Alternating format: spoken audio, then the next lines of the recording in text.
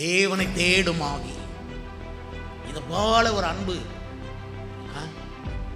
எப்பவும் தேவனை தேடு. காலையிலும் சரி, இரவிலும் சரி.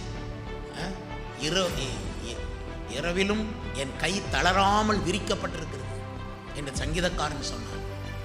அவனுக்கு ஆபத்து வந்த வேளையிலே மனுஷனை தேடி போகலை, பரலோகத்தை நோக்கி அவன் அபயம் விடுகிறான், தேடுகிறான்.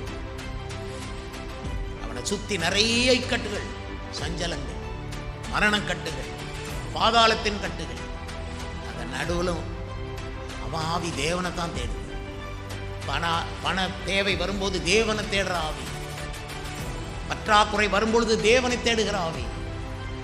1000 சொந்தக்காரங்க வந்திருக்காங்க கல்யாண வீட்டில், ஆனாலும் அதன் நடுவில் தேவனை தேடுகிற ஆவி, அதுவும் அதிகாலையிலே தேடுகிற ஆவி நமக்கு எல்லாருக்கும் வேணும்.